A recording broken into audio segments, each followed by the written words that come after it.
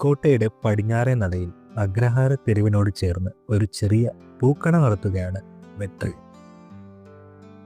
നാഗർകോവിൽ നിന്നും 23-ാമത്തെ വയസ്സിൽ സീതാലക്ഷ്മിയും കൊണ്ട് ഒളിച്ചോടി വന്നതാണ് ഇവിടേക്ക്.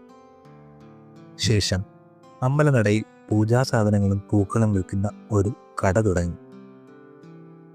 വർഷങ്ങൾക്കിപ്പുറം അവർക്ക് 3 പെൺകുഞ്ഞുങ്ങൾ ജനിക്കുന്നു. അവരാണ് വേദയും വൈദ്യയും വരയും.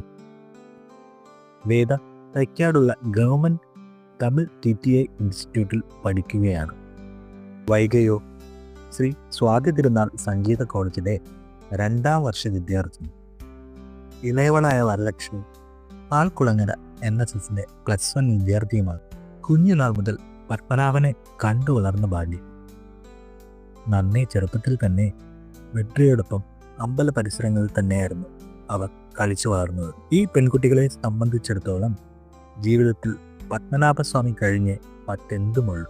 ഓരോ പൈങ്കിനി ഉത്സവവും അവർക്ക് ആ ഒരു വർഷത്തെ ഏറ്റവും വിലപ്പെട്ട 10 ദിവസങ്ങളാണ് സമ്മാനിക്കുന്നത്. പതിവ് പോലെ ഇക്കൊല്ലവും അവർ ആറാട്ട് കാണാനായി ഒരുങ്ങുകയാണ്.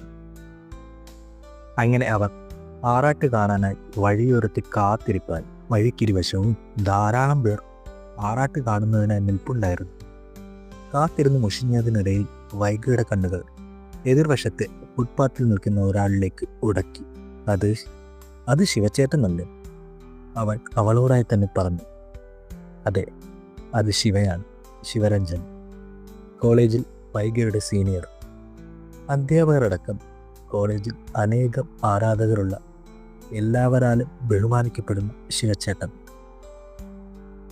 വൈഗ കുറച്ചു നേരത്തെ ആ ജിജ്ഞാസയിൽ നിന്നും തൻ്റെ കോളേജിലെ ആദ്യ ദിനത്തിലേക്ക് സഞ്ചരിച്ചു. കോളേജ് ജീവിതം പോലും വെറുത്തു പോകുമായിരുന്ന അന്നത്തെ ആ സംഭവത്തിൽ നിന്നും ഒരു ദേവദൂതനെ പോലെ വന്ന് രക്ഷിച്ച ശിവചേട്ടനോട് അന്ന് തന്നെ വൈഗയ്ക്ക് ആരാധന തോന്നിയിരുന്നതാണ്. അന്ന് ശിവചേട്ടൻ ഇല്ലായിരുന്നെങ്കിലോ